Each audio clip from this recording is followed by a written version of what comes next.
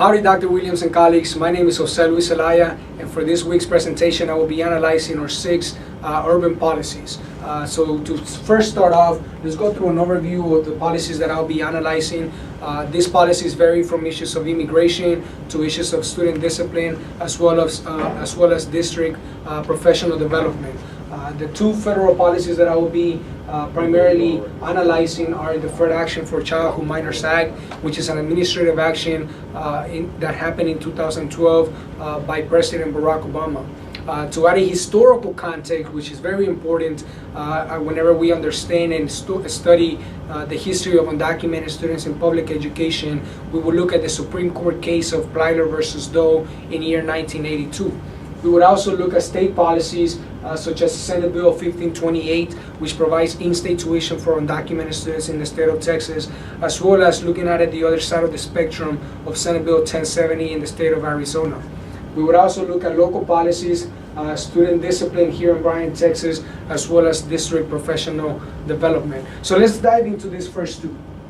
So we know through the literature that we have read, as well as the class material, that underrepresented, low socioeconomic status, and students of color, specifically African American and Latino students, are more likely to receive in-school suspension when compared to upper lower class white students. So this is important to analyze and understand, because policies are promoting, many policies seem to be promoting the school to prison pipeline. So that is the problem. We would also be following the framework that we learn and gather throughout the class and through our book. Another problem is that whenever a school is not in the classroom and is suspended, he or she is taken out of a learning environment, which affects their cognitive and their social development.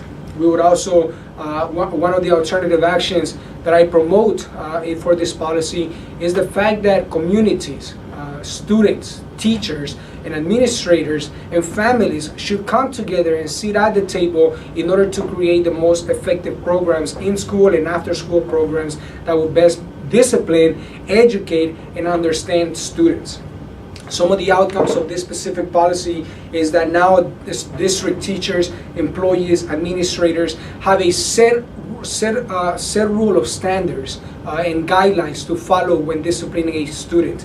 They must understand the student's age, their attitude, the severity of the misconduct, as well as the frequency of the offense. So this is something that is very important to acknowledge when disciplining a child. The purpose of this policy, however, is to make sure that when a child is disciplined, that they are treated with equity and respect. So this is a policy here in Bryan, Texas.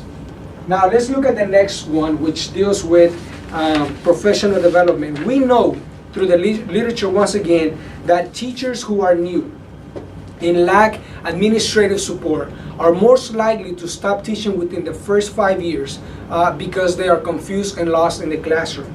Therefore, the District of Bryan have come up with a possible solution, which is the professional development of their employees. Now let's look at part of the problem.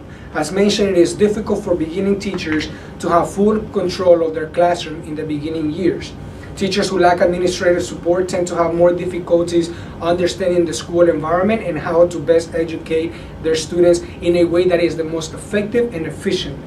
Some of the alternative actions that I provide are for teachers not only to have district professional development, but for them to have regional professional development, where different districts are able to come together and collaborate and network on how to create best practices, how to learn from each other, while at the same time keeping in mind that this is all about the students. Some of the evidence, as we have known through research and literature, that professional development is a great tool to equip, prepare, and educate teachers with best practices, update them with the most recent and efficient research, as well as provide them with the best teaching strategies. Some of the policies outcomes for these specific policies are the teachers are highly motivated and equipped with credible research, as well as the fact that they are able to create a network and collaboration within teams, as well as teachers and administrators now have a great deal of knowledge that they can apply within their respective schools. So now let's go into federal policies. Now here we have a policy that is not congressional. This is an executive action, an administrative action by President Barack Obama in year 2012 that provided administrative relief to 2.2 million undocumented students. But what is the problem? Why was this policy put in place in the first place? Here's the problem. Undocumented students were being deported and separated from their families on a daily basis. Immigration officers were going into schools, especially in many of the upper states, including the state of Texas. Many of the schools and the students were detained for whatever reason, and they were later deported, even though they have been in the United States for most of their lives. Another problem is that undocumented students were not able to receive in-state tuition in many of the states. At the same time, undocumented students were not allowed to be employed or get a driver's license in their respective states.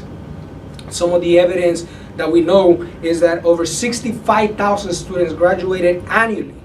However, they were not able to attend institutions of higher education due to their immigration status. We also know that it is against American values to separate families, and undocumented families were being separated due to their immigration status. And now, we know that through President Obama's administrative action, here are some of the outcomes. Undocumented students were able to apply for a work temporary status and a prospective driver's license from their specific state. However, this is not a permanent solution. So as alternative actions, I propose that Congress would pass a bill such as the DREAM Act or Comprehensive Immigration Reform that would fix our broken immigration system. Now let's go into our next policy, which is a Supreme Court case, Plyler versus Doe in year 1982. This is extremely important when understanding the historical context of undocumented students in public education as well as higher education. Here's the problem. Ironically speaking, and I would explain why I say ironically, but in the state of Texas in 1975, Texas wanted to cut funding from school districts who were educating undocumented students. Therefore, this case made it to the Supreme Court, and the Supreme Court ruled that it is a constitutional violation to deny access to K-12 public education to any student regardless of their immigration status. However, the Supreme Court case did not rule or gave specific guidelines on how each individual state should allow undocumented students into higher education. Some of the project outcomes was that the United States Supreme Court ruled that it was a constitutional violation to deny a student a public education regardless of their immigration status, meaning that undocumented students now had access to public education. However, the court did not define what states should do with undocumented students in higher education, so it left it to each individual state. So that was Plyler versus Doe 1982. Now you may wonder, why did I say ironically in the first place, and this is the reason why. In 1975, the state of Texas wanted to cut funding from districts who were educating undocumented students. However, in year 2001, through HB 1403, the state of Texas became the first state in the United States that allowed undocumented students to attend institutions of higher education and pay in-state tuition, which is now the policy that I will be analyzing. In 2001, it was HB 1403. In 2005, it was later ratified, signed by Governor Rick Perry, and it was called Senate Bill 1528. Here's the problem. Through Plyler versus Doe, we know that undocumented students could go through public education. However, they didn't have access to higher education, which limit their potential to keep going and to benefit the state of Texas by working. We also knew that undocumented students lacked motivation to graduate from high school. What was the point of graduating from high school if they couldn't later attend institutions of higher education? So what some of the project outcomes were is that undocumented students who lived in the state of Texas for at least 36 months, students who graduated from a Texas high school and signed an affidavit that they would legalize their immigration status as soon as possible, they could attend an institution of higher education and pay in-state tuition. In the state of Texas, currently we have about 13,000 undocumented students attending universities. At Texas A&M University, that percentage is 0.003. Texas also became the first state to provide undocumented students access to in-state tuition, and since then 17 other states have followed this legacy. I am a former undocumented student, and without this policy I would not be making this presentation. This is why it's very close to me and to those 13,000 undocumented students across the state of Texas. Now let's look at the other side of the coin. Let's look at the state of Arizona. The state of Arizona through Senate Bill 1070.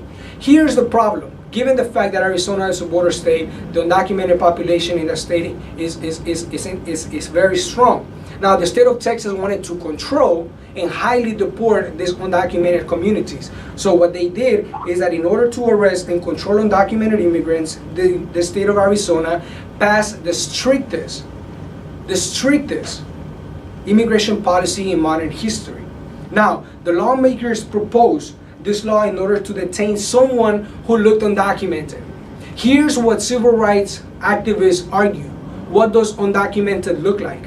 Were they going to stop someone who did not look brown, or were they going to affect and racially profile the Latino community? And this became a big issue, not only in the state of Arizona, but throughout the nation and international news as well.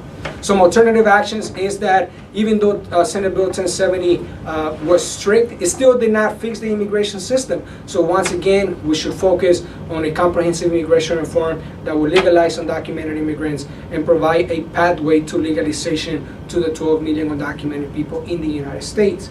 Some of the policy outcomes is that it hurt the economy. The economy in tourism alone lost $253 million.